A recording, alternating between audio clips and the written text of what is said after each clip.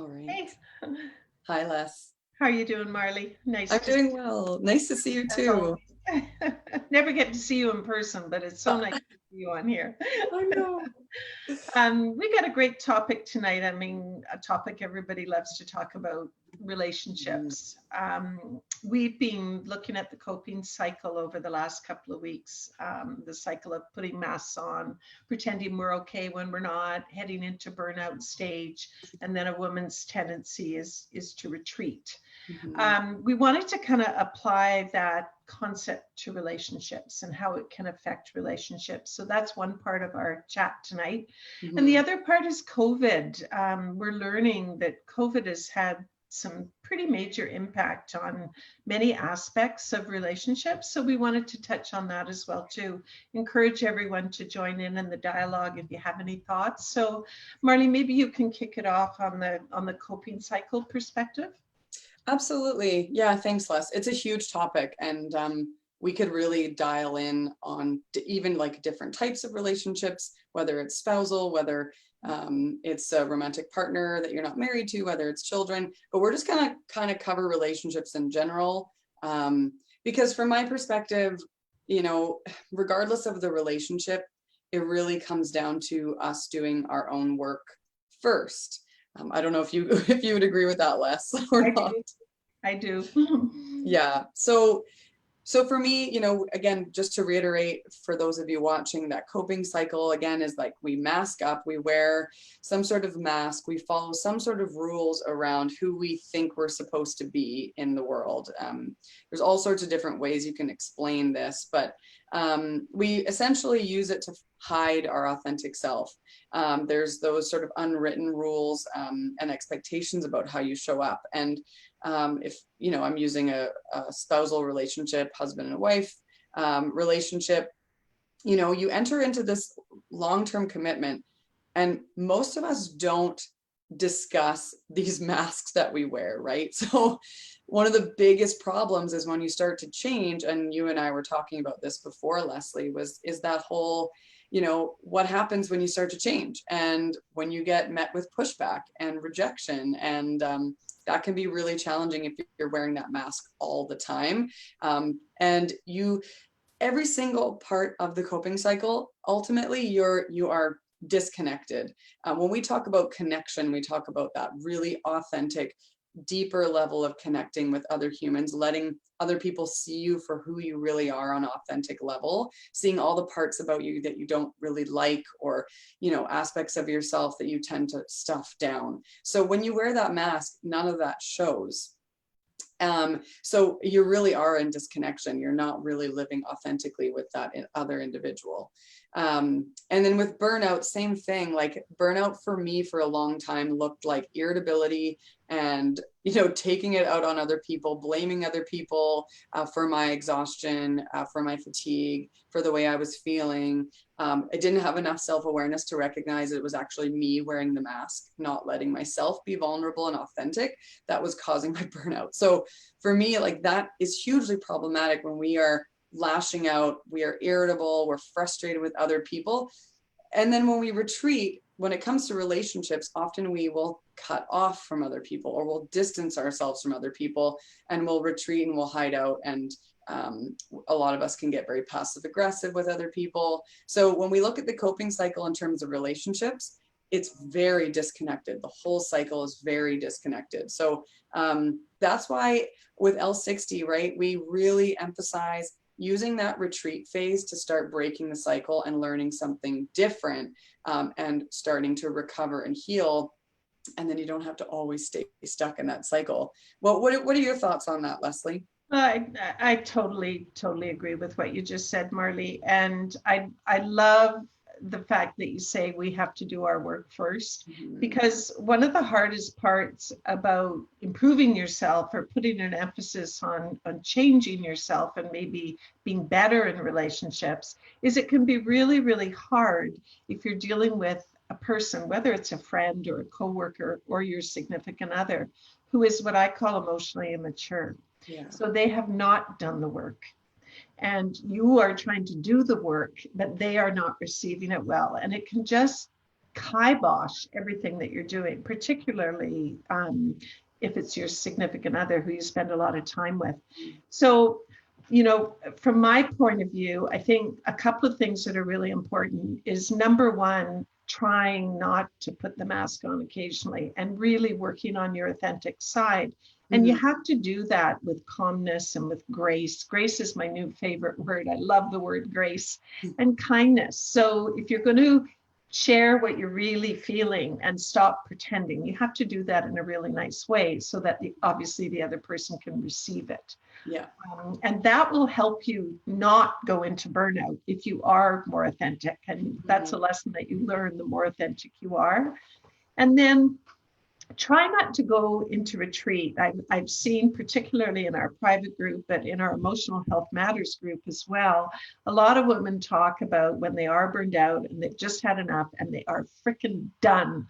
They just want to retreat. They want to be private. They want to hide. They just kind of want to pull the quilt over their head. They don't want to be bugged by anybody. And that's a really hurtful way to sort of respond to not feeling well with people that you love. So really, really trying to avoid that hiding out retreat phase and try to reach out more and let people know how you're feeling. I think it's a baby step, but it's such an important step, Marlie. I believe it's so important. Yeah. Have to be a little more authentic. You've got to do it with kindness, and you've got to come out of that retreat phase, because when you pull away, I think everything just escalates. Yeah, it certainly can. Like pulling away from having those difficult conversations, whether that means you stepping in and being vulnerable, that's tough. If you haven't been vulnerable at all, or being willing to step in and share more what's going on in a safe way, that is difficult.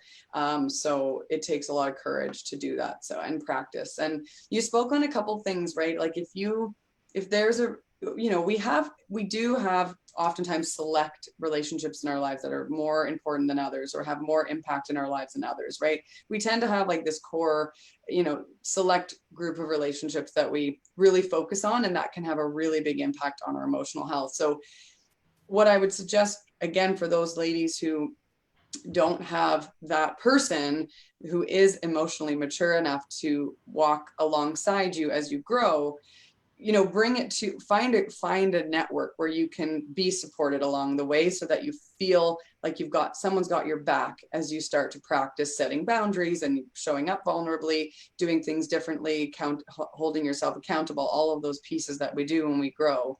Have a network. Like if you feel comfortable, because I know a lot of people do that, right? We want to hide out, we want to do it on our own, especially those of us who wear that strong mask, right?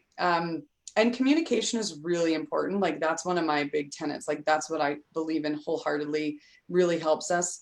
So if you do feel like you need to hide out, like if you're not at that point yet where you feel comfortable enough to sit in your discomfort or your emotion and actually have that vulnerable conversation with that individual, one of the best, and I love this so much, and a lot of therapists will advise this for couples when they're in counseling, is to ask your partner for a timeout when you cannot actually have that conversation, and just say, you be really clear about it, that, you know, I'm noticing that I'm really emotionally heated right now. All I want to do is blame you for what's going on, but I know that I need some time to process this. I'm going to take, you know, 2 hours, whatever it is.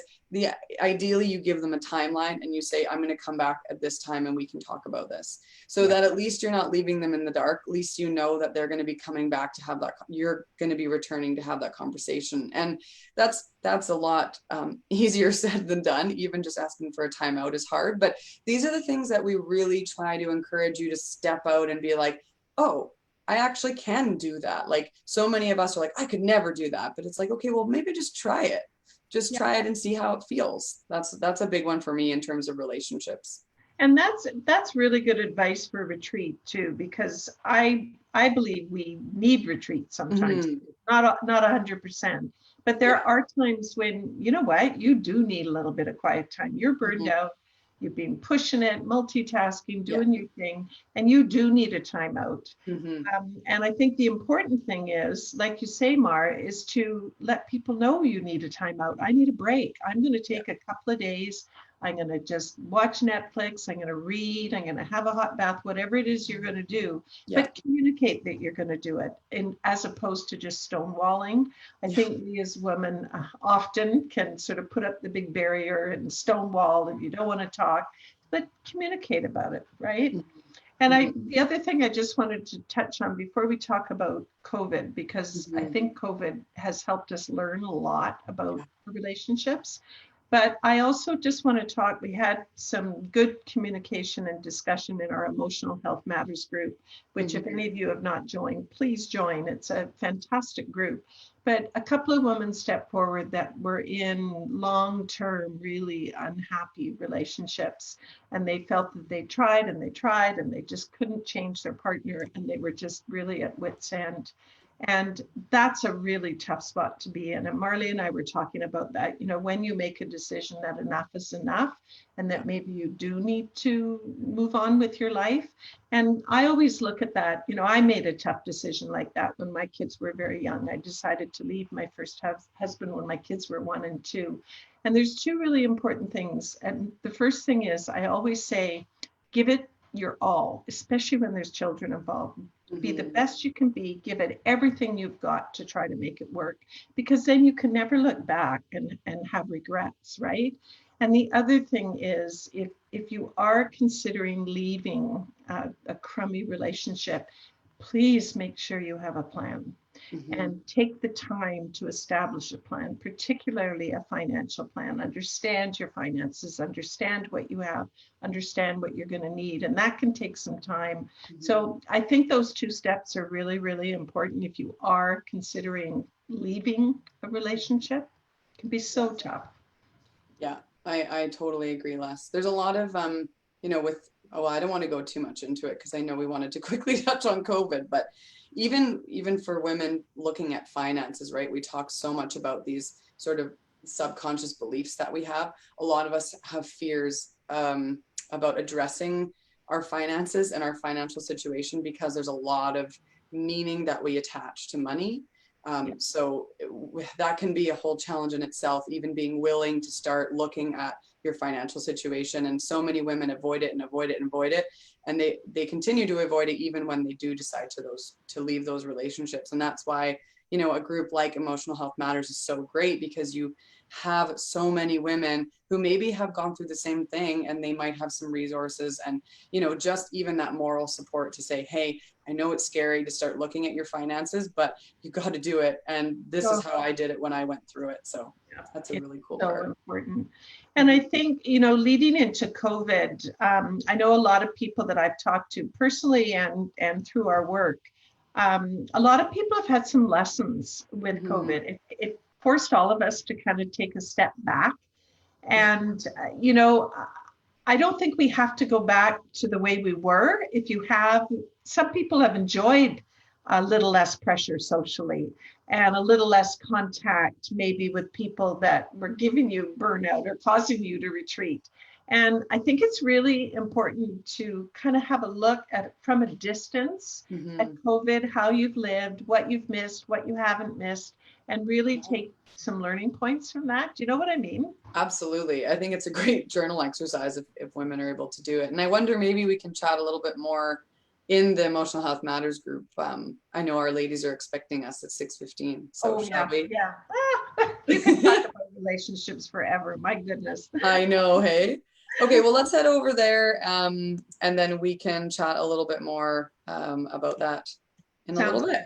Okay. Thank you for joining us, those of you that check in with us. Yes, thank you so much. And we're heading over to Emotional Health Matters group now. So if you haven't joined, please do. We'll see you there. Yeah.